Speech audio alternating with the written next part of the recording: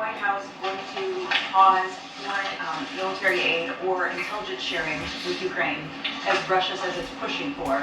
And then I have a follow-up on the federal papers. Sure. When it comes to Ukraine, I do have a statement for you from the National Security Advisor and also the Secretary of State.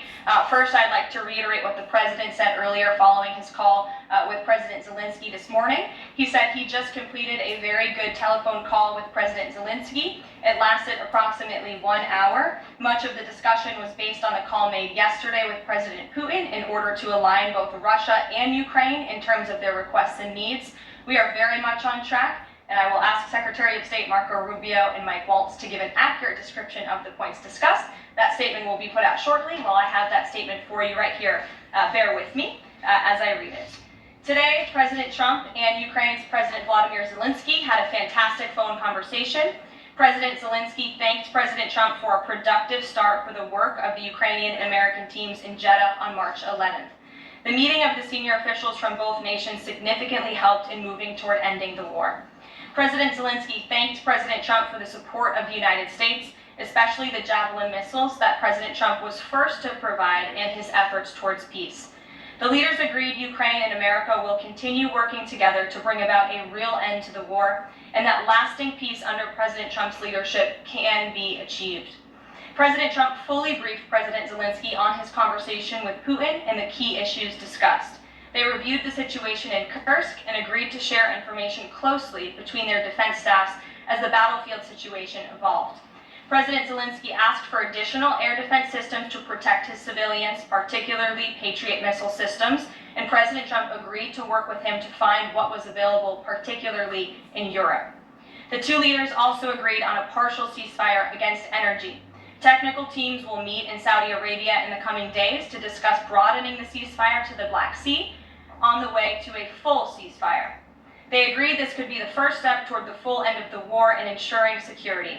President Zelenskyy was grateful for the president's leadership in this effort and reiterated his willingness to adopt a full ceasefire.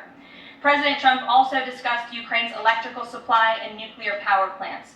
He said that the United States could be very helpful in running those plants with its electricity and utility expertise. American ownership of those plants would be the best protection for that infrastructure and support for Ukrainian energy infrastructure. President Zelenskyy also thanked President Trump for continuing to push humanitarian concerns, including the exchange of prisoners of war. He noted they had just had a successful exchange and thanked the president for his leadership on that.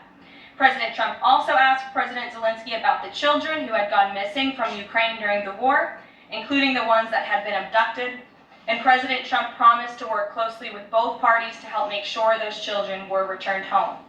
They agreed all parties must continue the effort to make a ceasefire work. The presidents noted the positive work of their advisors and representatives, especially Secretary Rubio, National Security Advisor Mike Waltz, Special Envoy Kellogg, and others. The presidents instructed their teams to move ahead with the technical issues related to implementing and broadening the partial ceasefire. The presidents instructed their advisors and representatives to carry out this work as quickly as possible. The presidents emphasized that in further meetings, the teams can agree on all necessary aspects of advancing toward lasting peace and security. That is a lengthy statement that was just given to me, so thanks for bearing with me. Our office will, of course, provide this after. And as you know, as I just pointed out in the statement, the president's team of negotiators and national security experts will be heading to Saudi again later this week to continue working on and ironing out the details. But I would just like to emphasize we have never been this close to peace, and it's only because of President Trump that we are here. I think a couple of years ago, as you all reported on the war, it was incomprehensible to have a partial ceasefire in this conflict. And today, that is true because of the leadership of this president.